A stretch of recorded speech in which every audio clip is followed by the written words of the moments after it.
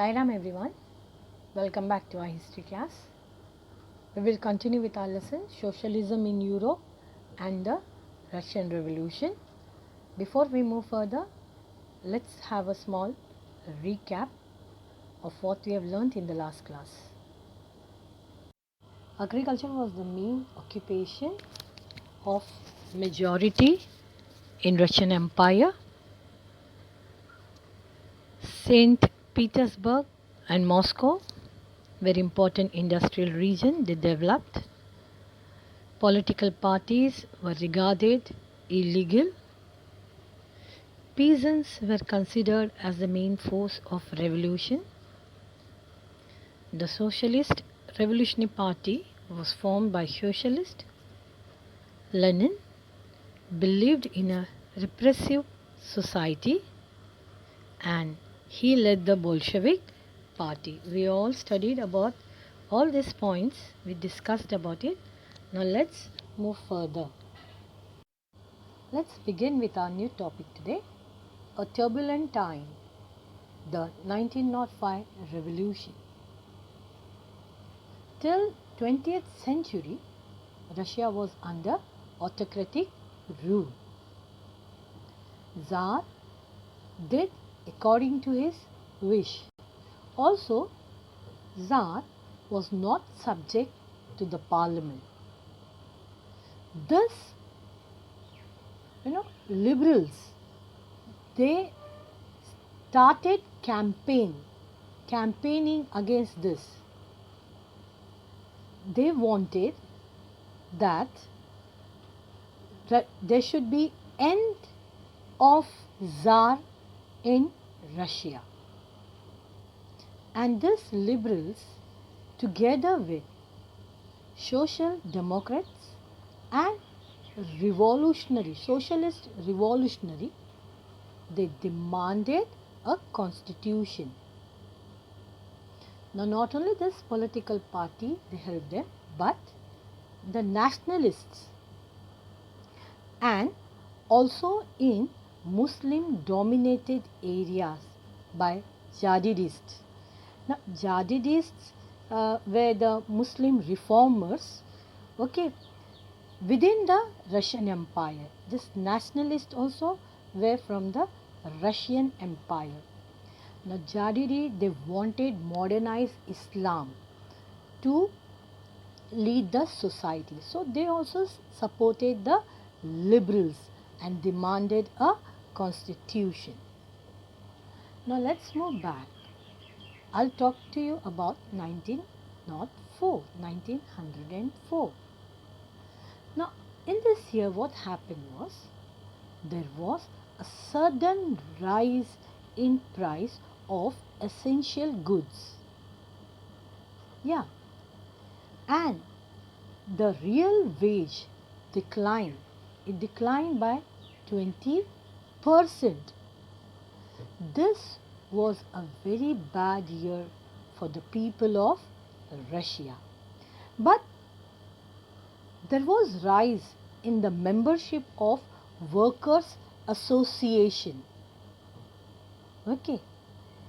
When 4 members of the assembly of Russian workers, which was formed in 1904, were dismissed in Putilov Iron Works, over 10,000 workers in St. Petersburg, they went on strike. Strike means they stopped the work. What did they do? They demanded. They demanded 3 things. First one was reduction in working hours. That is, now the working hours for the worker should be just 8 hours, not more than that. So, they demanded reduction in working hours. Second, increase in the wage. And third one is better working condition. These 3 demands were made by the workers who went on strike. Okay, so were these workers, they took out a procession, and this procession was led by Father Gapon. Now I'll just brief you with who was Father Gapon. Now Father Gapon was a priest, okay, and he was popular working class leader. That was before the 1905 revolution. After he was, it was discovered that he was a police informant. He was murdered by the members of Socialist Revolutionary. Okay, so now let's come back over here. Father Gapon, along with the demonstrators, marched to Winter Palace. Can you see Winter Palace on your monitor? Okay. Now, this was on 22nd January 1905. It was a Sunday. Okay. Hundreds and thousands of demonstrators, which were led by Father Gapon, they marched towards Winter Palace. And why did they go there? Just to forward the petition to the Tsar. What was mentioned in the petition? Their demands and their problems. But without knowing what was the reason of this procession was also not a violent one. Okay, so the Tsar, without knowing the reason of this procession, he ordered his police and Cossacks are the army, to fire on these demonstrators. More than 100 workers were killed, and it is said that nearly over 300 workers were wounded in this fire, in this attack by the police of the Tsar. This incident is known as Bloody Sunday.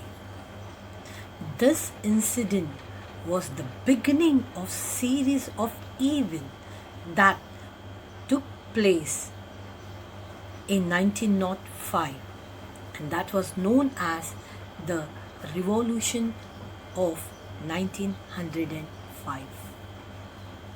Okay, now all over country people came to know about this incident of Bloody Sunday. Workers came on street. They went on strike. Not only the workers went on strike, but these workers were supported by students. Students shut down the university. Students' body, they just walked out complaining about the lack of civil liberties. People from different professions like doctors, lawyers, engineers and middle class workers, they established unions of union, and they demanded a constituent assembly. Okay, now the Tsar was threatened by this revolutionary that was taking place, the revolution that was taking place all over Russia. He had no other way out, so he allowed to create a elected consultative parliament or Duma. Okay, now there existed a large number of trade unions, or you can say factory committees, that were made of, this factory committees, they were made of factory workers. Most of these committees and union workers or union trades, they worked unofficially since they were declared as illegal in 1905. Now, what happened was many restrictions were imposed on political activities. Many restrictions. Okay. And what did the Tsar do? Within 75 days. Okay. Within 75 days, the first Duma was dissolved, dismissed. And now the second Duma was re-elected. Just within 3 months. 3 months. Within 3 months, the second Duma was re-elected. Okay. Now, what happened was, see, the Tsar, he never wanted to give up his powers. Okay. He never wanted any reduction in his power. Right. So, he also never wanted anyone questioning his authority. Okay. So, what did he do? He changed the law of voting. He changed those laws. And the third Duma was elected. Okay. In this third Duma which was formed, the conservative politicians were the members. Okay. And he played a very smart game over here. He kept the revolutionaries and the liberals out of it. So, who were there in the Duma now? In the third Duma? It was the conservatives. Okay, conservative politicians were the members of the third Duma.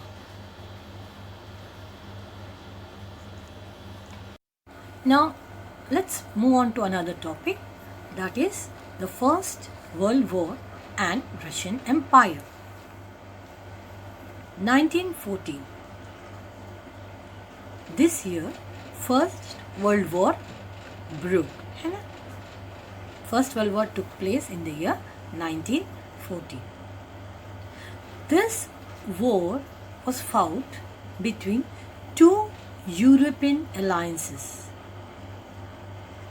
Okay, Germany, Austria and Turkey, Ottoman Turks. They formed Central Power. Okay, they were in one group, Central Power that was. Whereas Britain, France and Russia, they formed Allied Power. This Allied Power were later joined by Italy and Romania. Can you see the map over here? Okay. The area with green color. Okay. Green shaded area. It is the Allied Power.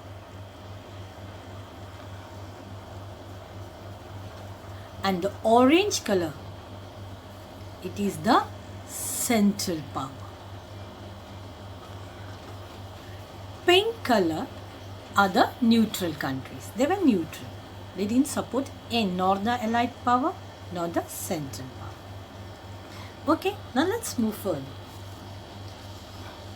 Actually, World War means the word it itself suggests us that the whole country of the world were involved in it, whether directly or indirectly. See, India was also involved in this World War, indirectly, because India was colony of Britain and Britain was, in the World War, directly involved in the World War.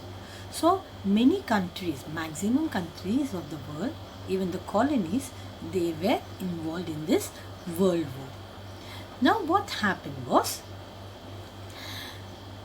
this war was fought in Europe as well as outside Europe. Okay. Now, children, let's talk about Russia now. In Russia, war was initially, you know, popular. People rallied around the Tsar. That is, they supported the Tsar to fight the war. Yes, they supported the war. War continued. But now this Tsar, he refused to consult the main parties in Duma. Yes, he didn't bother. He took all decisions on his own. Yeah. Anti-German sentiments ran high in Russia. People were against Germany. Okay. Now what happened? This anti-German sentiments could be seen. See, Petersburg, which was capital of Russia, is actually a German name. But as I told you, people were against Germany.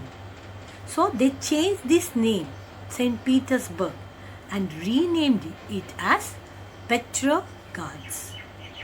Okay, now let's talk about Tsarina Alexandra. She was the wife of Tsar Nicholas II. She was born in Germany. Yes, and that's the reason even people thought that they are supporting Germany. Okay, she was the reason. The other fellow was Rasputin. Can you see on your monitor, Rasputin? Now, just a small briefing about Rasputin. Who was he? He actually was a monk. Okay, but he came and lived with Tsar. There's a reason, a small story behind it. Tsar's Nicholas' child was not well. At that time, Tsarina, she came to know, Alexandra, she came to know from someone about Rasputin and his power. She called him, and her child was cured by him. Okay, so from this day onwards, Rasputin had great influence on Tsar, Alexandra and their kids. People said Rasputin was a bad, poor advisor. People hated him, and this were the reason. Alexandra, this Rasputin's advice. Okay, these were the reasons why Tsar was unpopular or disliked by the people of Russia. Now, the war was fought on both fronts, that is the Eastern Front and the Western Front. But Eastern Front differed from that of the Western Front. I'll explain you how. See, in the West, armies fought from trenches wherein they can hide. Okay, and these trenches stretched along Eastern fronts. Okay, and in the East, armies moved a good deal. They moved and they fought the battles. Okay, now what happened when they fought battles? There was a large casualties. Many were killed in this in the eastern side. Okay, now over 7 million. See, now let me tell you, between 1914 and 1916, Russia's army lost badly in Germany and also in Austria. There was over 7 million casualties in 1917, right? Russian armies, what did they do? They destroyed crops and buildings as they retreated, so as to prevent the enemy to leave off the land. And this destruction led to refugees. I told you, na, buildings were destroyed, crops were destroyed, houses were destroyed. Where these people will live? So this resulted in 3 million refugees.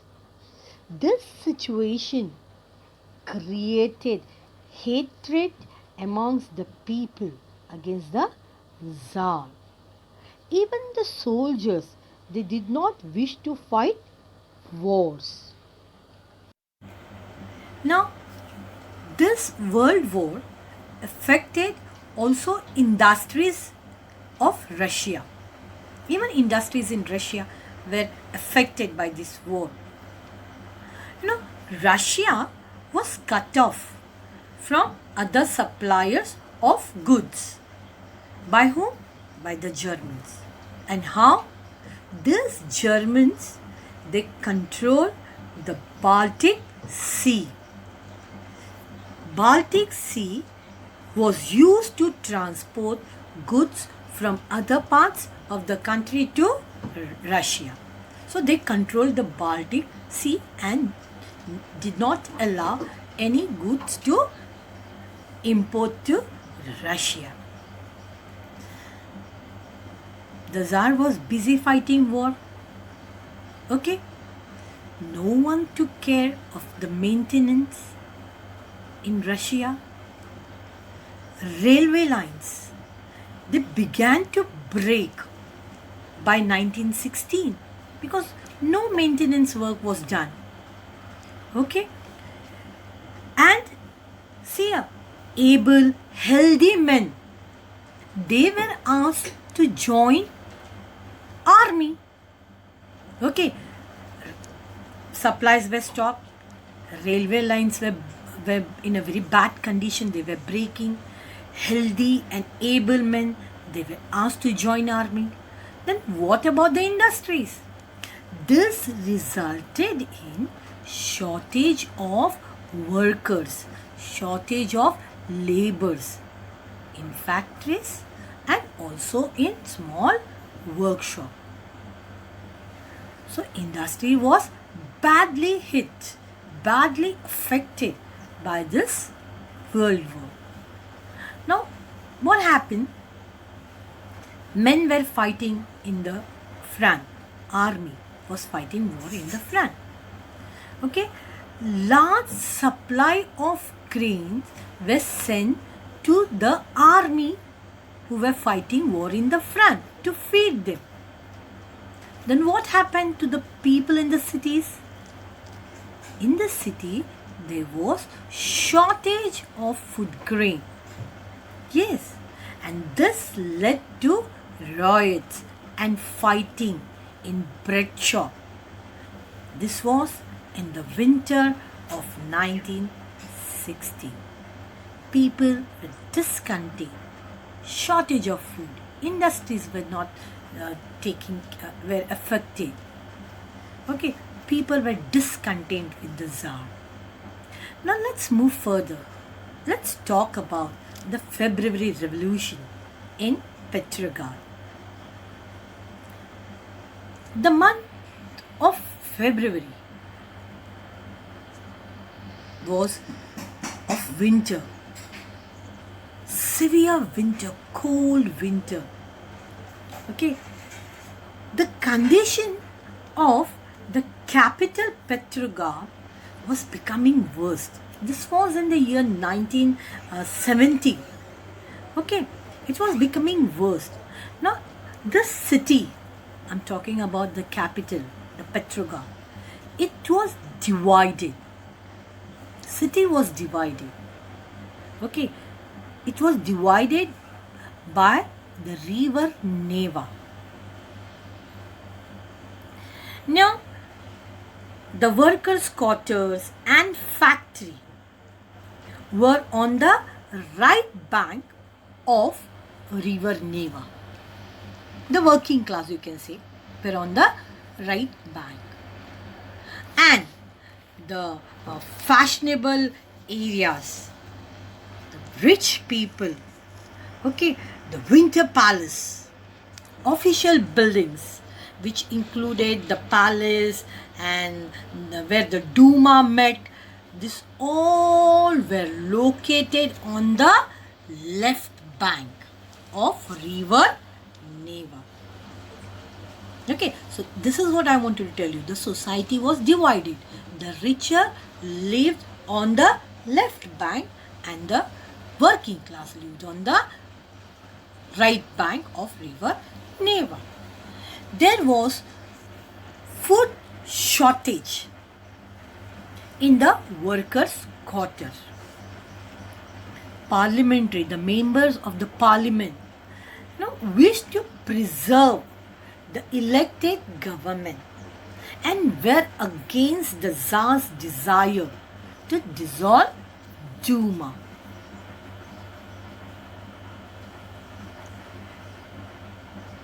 Lockouts took place in the factories. Okay, lockout took place in the factory. That was on 22nd February. In the cold winter, lockout took place. Next day, nearly workers of 50 factories, they went on strike. They stopped work.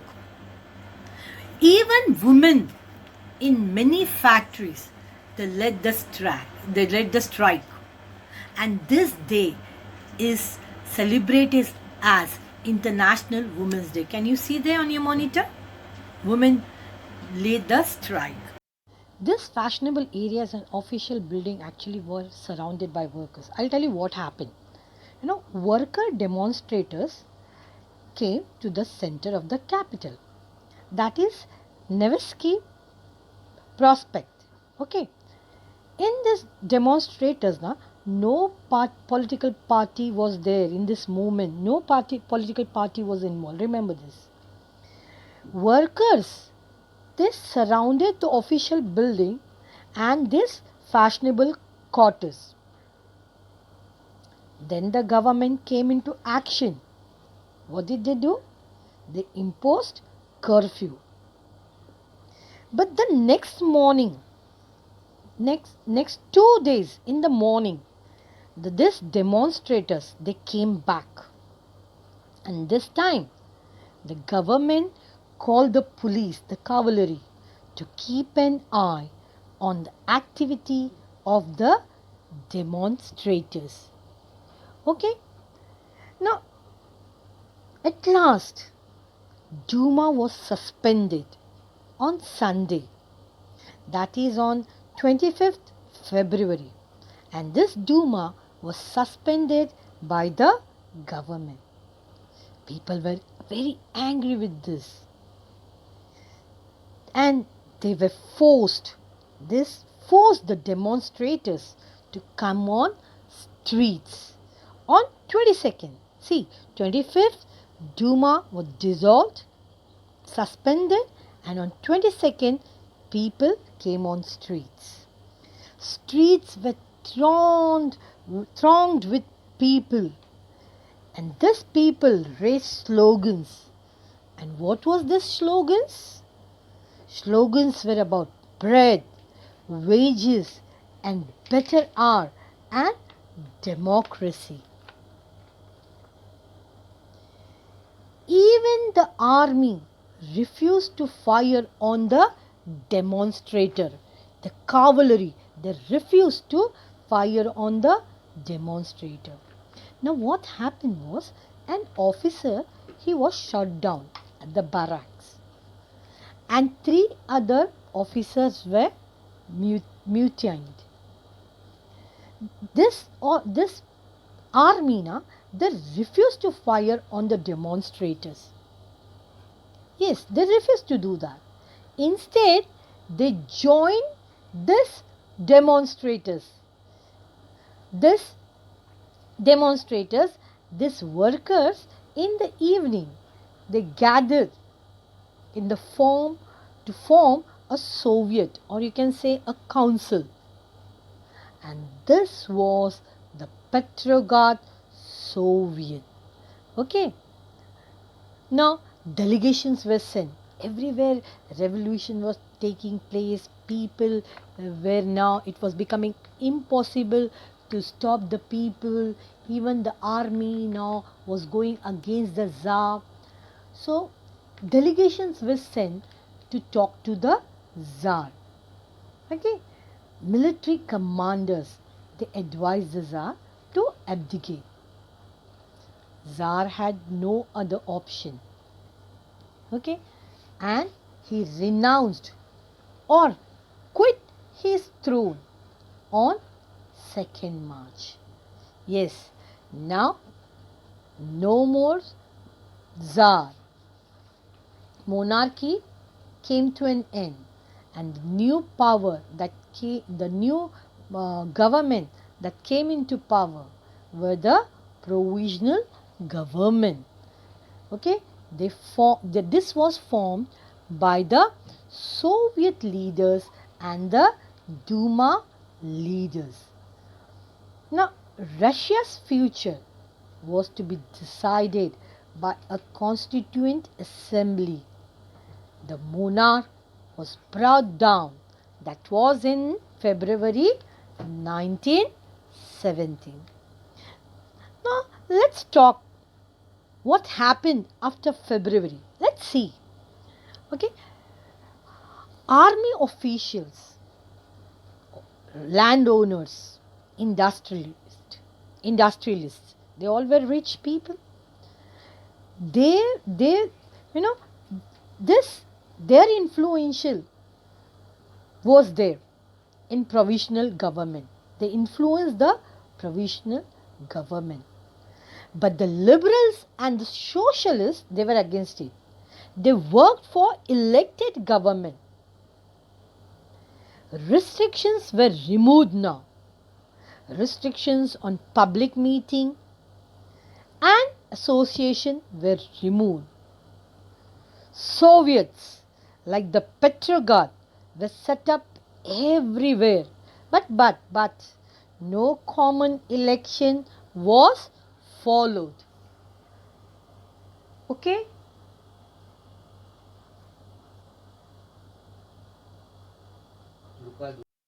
After 16 years of exile, Lenin returned back to Russia. That was in the year 1917, April month. He came to Russia. Now he thought of taking over the power. Okay, in his April thesis, he promised 3 things to the people. Okay, and this is the reason he got the support. Now, what were the three promises made by him? The first one was to end war so that people could live in peace. Okay, the second one was the land which was owned by the rich people, that is the nobles and the church people, that to be transferred to the peasants. Okay, that is what the peasants wanted in the countryside. They wanted the land. So he promised them that he will be transferring this land to the peasant. And the last one was nationalized banks. Okay, these 3 promises were made by Lenin. And so he became popular among the people. First thing, what did he do is, he renamed his Bolshevik party. He renamed it as Communist Party. Okay, but there were people in this party, who thought that this was not the right time for socialist movement, and the provisional government need to be supported. But after a few months, with the development, even their attitude changed. Okay, now factory committees were formed in the industrial areas. Okay, factory committees, and they began questioning this industrialist, this rich people, this owner of the industries, how did they ran the industry. They started questioning the way they ran the industries, the factories. Trade unions grew in number. Even soldiers now they formed committees. In June, about 500 Soviets were sent representatives to an all Russian Congress of Soviets. Bolsheviks' influence on the people grew. People were very much impressed by Bolsheviks. Government came into action now. The government took measures against this discontent. Okay, it began arresting leaders. Many Bolshevik leaders had to go into hide because government was arresting them, putting behind bars, or either to hide or many of them they flee away. They left the city.